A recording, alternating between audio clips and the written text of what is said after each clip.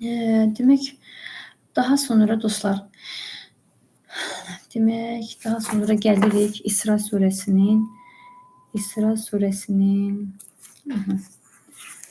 hansı surəsinə? 46-ya. 46-da deyir ki, Quranı anlamasınlar deyə biz onların qəlblərinə örtüklər çəkdik, qulaqlarına da tıxac vurduq. Sən Quranda Rəbbinin tək Allah olduğunu yada saldığın zaman onlar da bu dəvətə nifrət edərək arxalarını çevirib gedərlər. Dostlar, görürük ki, Quran bizə deyir ki, Quranı anlamasınlar deyə biz onların qəlblərinə örtü çəkdik ifadəsi işlədir. Kimlər üçün? Axirətə inanmayanlar üçün. Kobudluqla inkar edən, ədəbsizliklə, təkəbbürlə İslama dil uzadan insanlar olur ki, baxırsan ki, kifayət qədər savadlı adamdır, amma bu niyə görə qəlb isindirə bilmir və yaxud da hidayət olmur və yaxud da İslama hörmət eləmir. Bəzi adamlar belə görürük ki, bugün sosial mediada da belə dırnaqarası savadlı adamlar görürük. Bax, həmin o sualın cavabını əslində bu surədəki ayə verir. Deyir ki, yəni axirətə inanmayanların deyir qəlblərinə nə çəkərik deyir. Quranı anlamasınlar deyə onların qəlblərini örtülər, qulaqlarına tıxac vururuq deyir.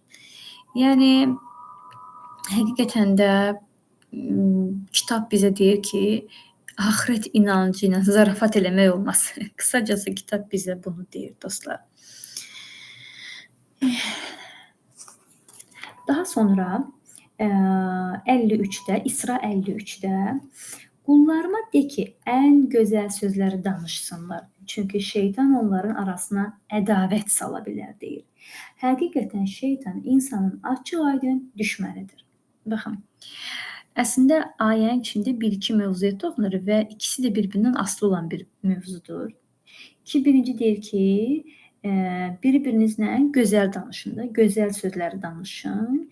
Bunu danışmasanız nə olacaq? Şeytan onların arasına ədavət sala bilər. Demək ki, bizim aramıza, münasibətlərdə aramıza düşən ədavətin səbəblərindən də biri bizim bir-birimizlə xoş şəkildə, xoş sözlə danışmamamızdır ki, nəticə bu hasil olur.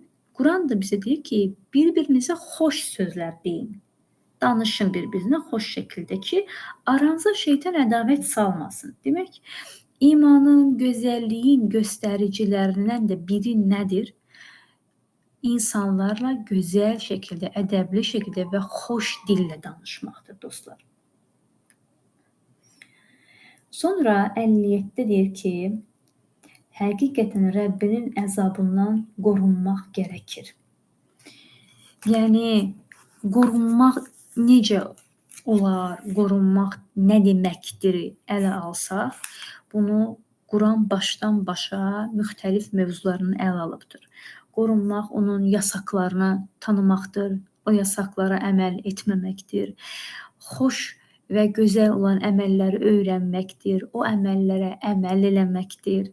Yəni, Allahın qəzəbindən qorunmaq bunlarla mümkündür dostlar. Daha sonra demək, iblisin söhbətindən bir qısa bənd keçir. Bilirsiniz, iblislə Allahın arasındakı olan dialoqlar bir neçə surəyə səpələnibdir ki, Adəmə səcdə etməsini inkar etdiyinə görə, kibrinə görə, fikrinə, istəyinə görə Quranda bir neçə ayə var ki, onlardan da biri İsra 62-dir ki, iblis deyir, məndən üstün tutduğuna bir bax. Əgər qiyamət gününə qədər mənə möhlət versən, az bir qismindən başqa onun bütün nəslini ram edəcəm. Ram edəcəm deyir. Necə ki, insan bir heyvanı ram edir, nəyisə ram edir. Yəni, artıq onun gücü gücsüzləşir də. Qarşı tərəf tutalım bir fili necə ram eləyir. Filin gücü hara, insanın gücü hara. Eləmi? Bir şiri necə ram edir. Halbuki o şir öz gücünün fərqinə varsa, yaxud da o fil öz gücünün fərqinə varsa, ona tabi olmasa o insanı 2 dəqiqənin içində öldürə bilər. insan da belədir. Yəni insan əslində güclü bir varlıqdır. Yəni Allahdan onun canında Allahın nəfəsi vardır. Biz ona üfürdük. Allahdan bir şey vardır və güclüdür. Əslində gücünün fərqinə varsa, o belə şeytanın başını əzə bilər.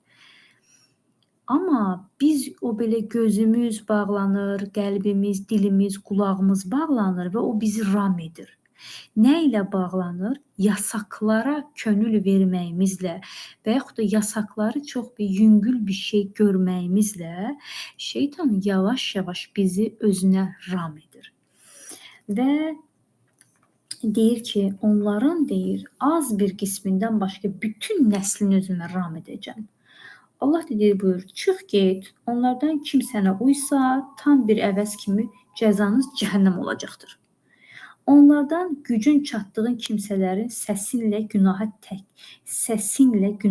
təhrik et. Bax, səs deyir. Atlı və piyadanı onların üstünə yerit, mallarına və övladlarına şərik ol. Onlara vədlər ver, şübhəsiz ki, şeytan onlara ancaq yalan vədlər verir. Yəni bu ayəni oxuyanda adamın tükləri biz durur. Yəni şeytanın bizim üzərimizdə olacaq taktikalarını, bizi nə şəkildə ovlaya biləcəyin yönlərini bizə Quran açıqlayır ki, səsi ilə müəyyən güc strukturları var ki, biz onları görmürük. Öndən, geridən, sağdan, soldan vəsvəsə etməsiyle qəlbimizdən, münasibətlərdən hər yerdə fıs vəsvəsə var. Və o vəsvəsələri qəlbimizi, qulağımızı, gözümüzü açanda Quranla, mənəviyyatla o vəsvəsələri bilir yardan gəlir. Amma elə ki bağlayırıq özümüzü, ruhumuzu.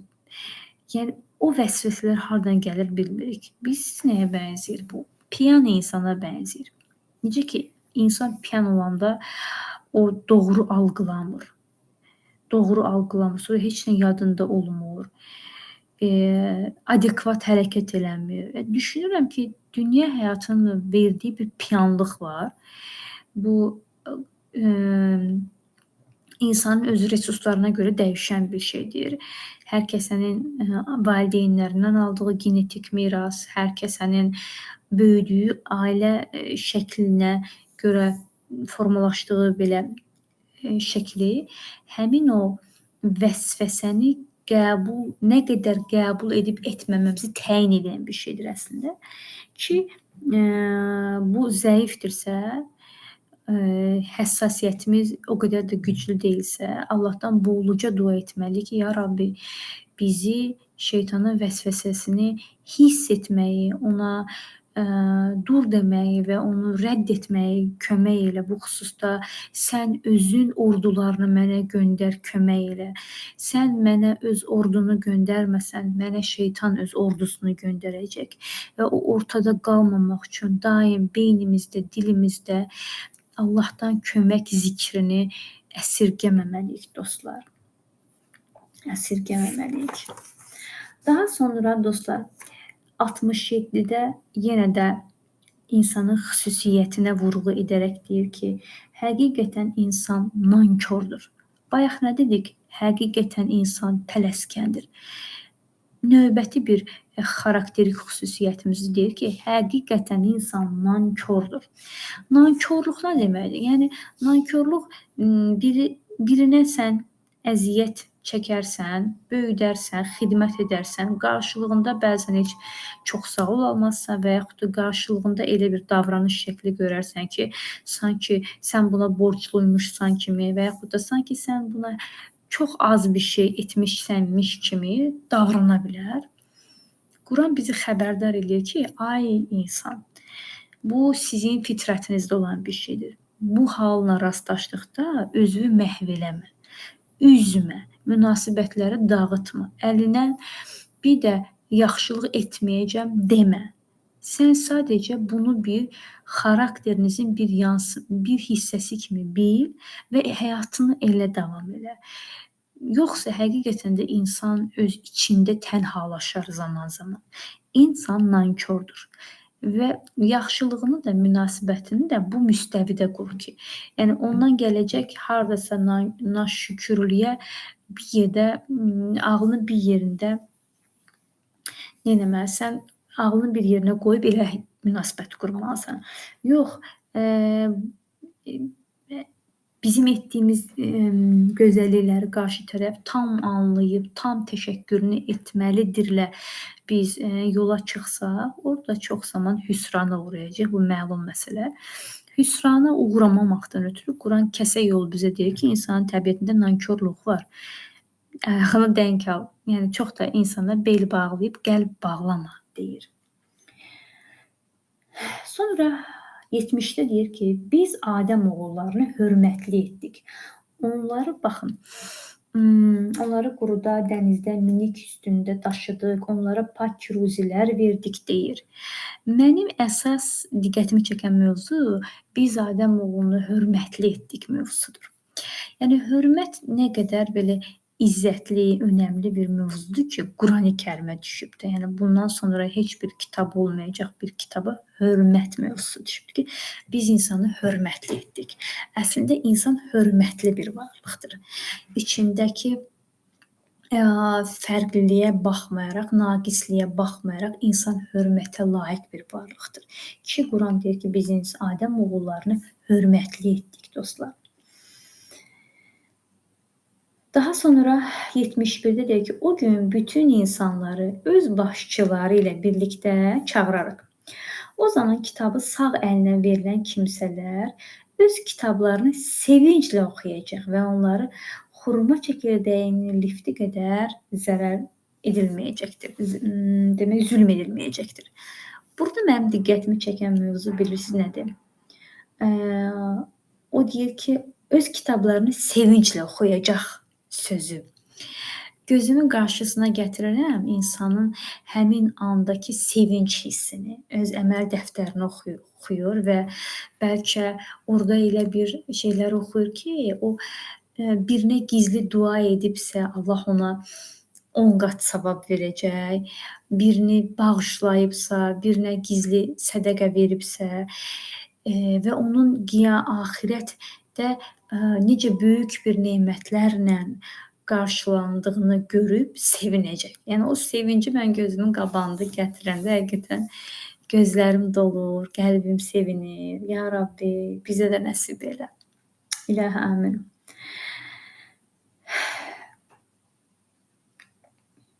Daha sonra 74-də deyir ki, əgər biz səni dinində sabit saxlamasaydıq, əlbəttə az da olsa onlara meyl edəcəkdin. Yəni bu ayə həqiqətən ağır bir ayədir. Məsələn, mənim qədər imanı zəif bir insan, Quranı Ramazandan Ramazana baxan və onu ələ almaq istəyən bir insan bu ayəni oxuyub hansı duyğunu keçirər, mən onu bilmirəm. Demək ki, insanın dində sabit qalması təkcə özünə bağlı olan bir şey deyil, öz əməyinə bağlı olan bir şey deyil. Dində birinin sabit qalması bu Allahın izni ilə olan bir şeydir. Azacıq əməlimizə böyük nemətin verilməsi Allahın əsəridir. Ki, deyir ki, Peyğəmbərə deyir ki, əgər sən deyir, səni sabit saxlamasaydıq, deyir, az da olsa onlara dönərdin. Meyl edəcəkdin. İndi görün, bizim bu ayaqdan etməli olduğumuz nə var? Nələr etməliyik? Biz daim dua etməliyik. Allahım, bizi dinində sabit qədəm elə.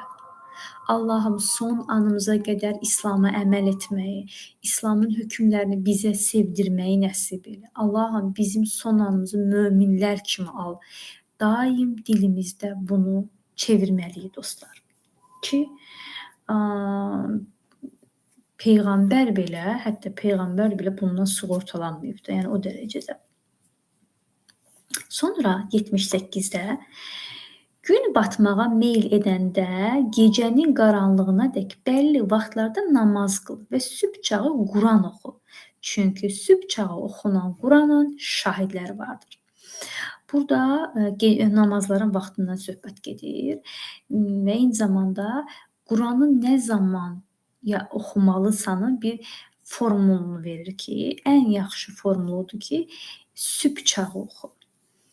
Mən əminəm ki, bəlkə bunun üzərində tədqiqatlar aparılsa, məhz sübh çağı, yəni sübh namazının vaxtında insanın o beyninin belə yuxulu olan vaxtda özünü məcbur edib ilahi kəlamları oxumağı vərdiş etsə, əminəm ki, onun qəlbi, beyni başqa bir kanallar açılar.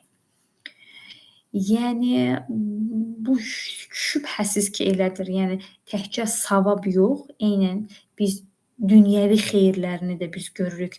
Bəzi şəri mövzulara əməl etməklə, bəzi mənəvi mövzulara əməl etməklə, məsələn, oruc.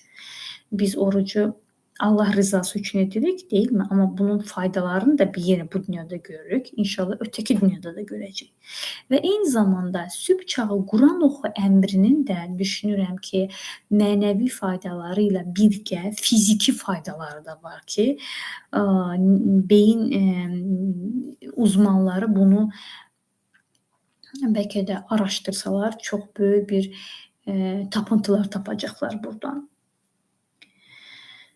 Sonra gecənin bir vaxtı oyanıb sənə əlavə buyurulmuş təhəccüd namazında Quran oxu. Ola bilsin ki, buna görə Rəbbin səni tərifə layiq bir məqama yüksəltsin.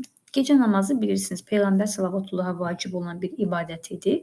Möminlərə isə müstəhəb, yəni vacib olmayan bir ibadətdir. Amma gecə namazının savabı barədə həm Quranın ayələri, həm Peyğəmbərin hədislərinə baxanda kifayət qədər bizə önərilər görürük ki, gecə namazı heç olmaya həftədə bir qılınmalıdır, heç olmaya.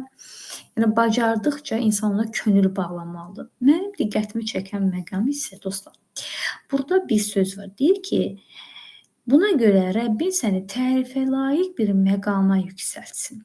Yəni təhəccüd namazını, gecə namazını qılıb Quran oxuduğumuz zaman Allah bizi bilmədiyimiz məqama yüksəldə bilər. Mənəvi, dünyəvi məqamlar ola bilər ki, biz bunu zamanla və yaxud da öldükdən sonra görə bilərik. Qısacası bunun xeyrini mütləq görəcəyik. Daha sonra 83-də insana nemət verdiyimiz zaman anlamayaraq üz çevirib uzaq durar. Baxın, 83 əslində yenə də önəmli bir mövzuya işarə verir. Necə ki, biz 67-də və ondan öncəki ayədə insanın xüsusiyyətlərini ələ aldıq. Dedi ki, həqiqətən insan nankordur, həqiqətən insan tələskəndir, eləmi? 83-də də buna oxşar bir məqam açıqlayır ki, insana bir nemət verdiyimiz zaman anlamayaraq üz çevirib gedir. Demək ki, nemətlərin bizə nəsib olan nemətlərin nemət olduğunu görmək də özü böyük bir nemətdir. Bəlkə də hər hansı bir hadisənin içində böyük nemət var, hər hansı bir insanla bizə gələcək böyük bir nemət var. Biz onun nemət olduğunu görmürük. Çünki onun nemət olduğunu başa düşəcək qəlbimiz yoxdur və yaxud da biliyimiz yoxdur ki, onun nemət olduğunu görək, hiss eləyək. Yəni, nə qədər ki, hisslərimiz arınmayıbdır kobud hisslərdən, Allahın nemətlərini də görməyimizə mane olacaq həmin hisslər. Sonra 84-də də deyir ki, hər kəs öz xasiyyətinə görə iş görəcək. Rəbbiniz isə kimin doğru yolda olduğunu daha yaxşı bilir ki, bayaq 83-də dediyimiz kimi insana nemət verdiyimiz zaman anlamayaraq üz çevirib uzaq durar. Kimlər dedik anlamayaraq üz çevirib durar? Ola bilər ki, qeyd elədik ki, qəlbini və beynini təmizləməyən, o yolda özünü inkişaf etdirməyən insan onu görməyə bilər.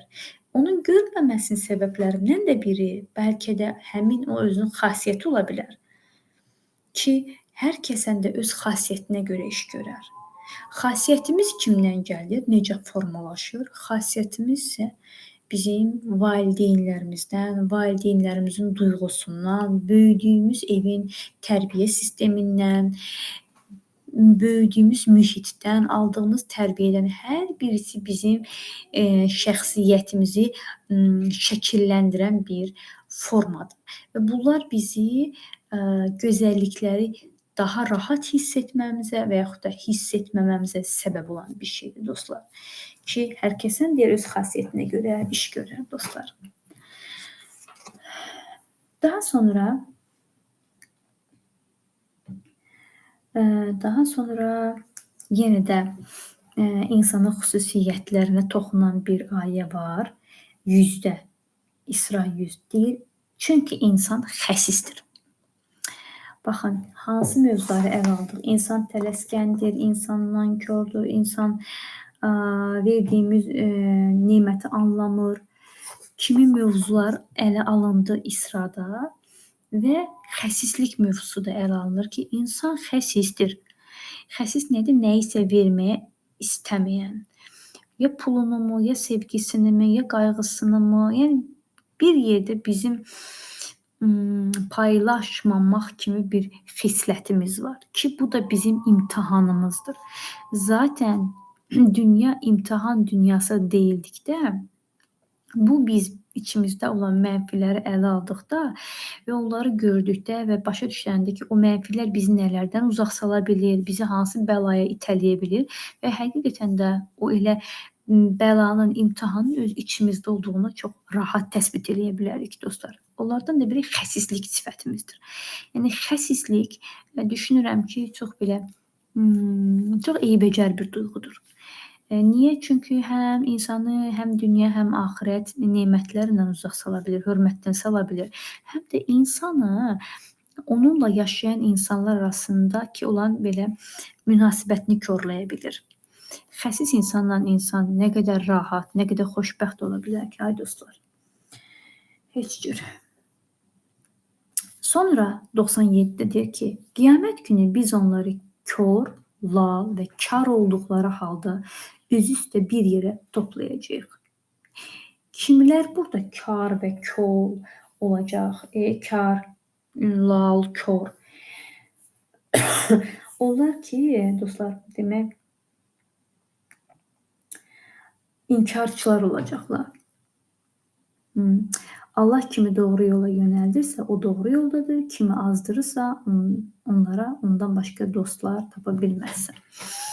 Demək deyir, Allah kimi doğru yola yönəldirsə, o doğru yoldadır. Kimi azdırırsa, onlara ondan başqa dostlar tapa bilməzsən. Yəni, yoldan çıxmışlar, yoldan azmışlar, kar, lal və kör kimi qiyamətə məşhur, qiyamətdə hesaba çəkiləcəklər ki, həm hədislər, həm ayələrin bəziləri insanın qəbirdən çıxarkən şəklini bizə təsvir edir. Onlardan da biri, demək, insan qəbirdən durarkən kör olduğunu deyir Quran bizə ki, bəzi insanlar kör qalxacaq məhşərə və Allaha deyəcəklər ki, ya Rabbi, bizi dünyada kör yaratmamışdın, bəs niyə indi bizi kör qəbirdən qaldırdın ki, bunlar Quran ayəsidir.